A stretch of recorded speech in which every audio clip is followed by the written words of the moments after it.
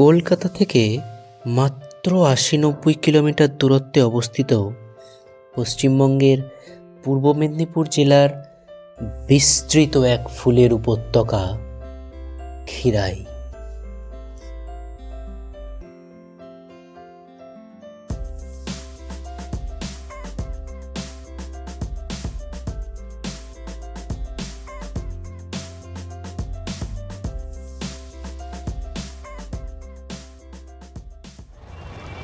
কাঁসাই বা কংসাবতীর কলকল শব্দের সাথে এই মন মাতানো ফুলের দৃশ্যে আপনি যদি একটা দিন হারিয়ে যেতে চান, তাহলে শীতের একটা সকালে বেরিয়ে পড়ুন। হাওড়া স্টেশন থেকে লোকাল ট্রেনে মাত্র 2 ঘন্টায় পৌঁছে যেতে পারবেন ক্ষীরাই স্টেশন। সেখান থেকে পায়ে হেঁটে ফুলের বাগান।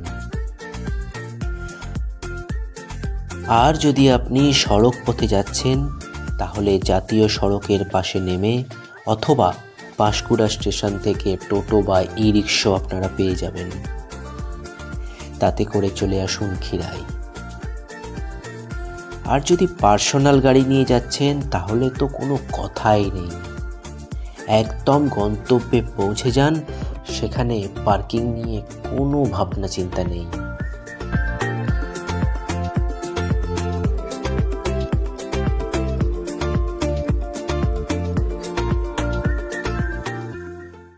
ক্ষীরাই গিয়ে যদি আপনি ভালো ফুল দেখতে চান, তাহলে ডিসেম্বর মাসের 20-22 তারিখ থেকে ফেব্রুয়ারি মাসের 10-12 তারিখ নাগাদ গেলে আপনি ভালো ফুল দেখতে পাবেন।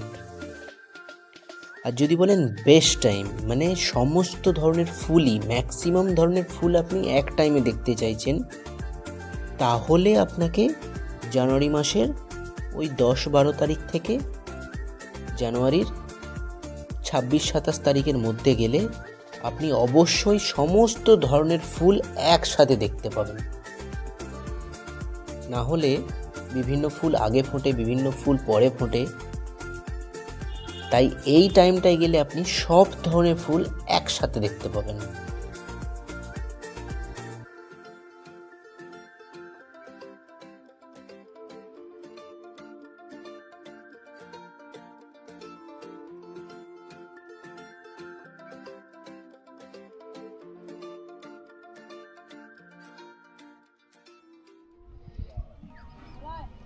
এবছরের ওয়েদার কীরকম? মানে এবছরের ওয়েদার লেট হচ্ছে না, এবছর বন্যা ছিল, বন্যাটাতে জলেতে খুব ক্ষতি হয়েছে আপনাদের। বসাতেও লেট হয়েছে আর হতেও লেট হয়েছে।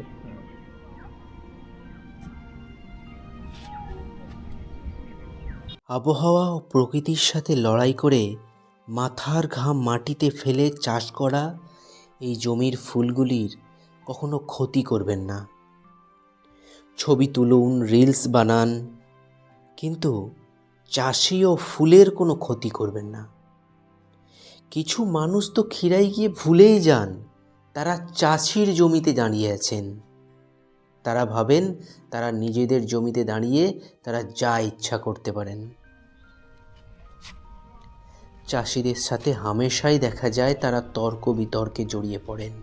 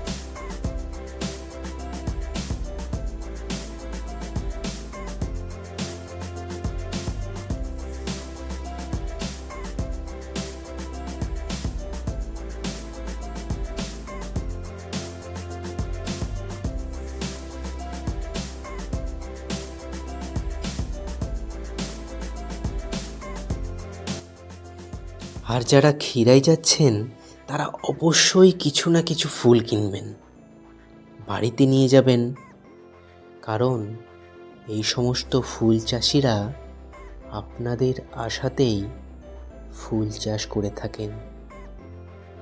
আপনারা কিনলে তাদের পেট চলবে, আপনারা কিনলে তারা এই গাছ আবার বসাবে, আবার এই ক্ষীরাই হয়ে উঠবে এক ফুলের উপত্যকা।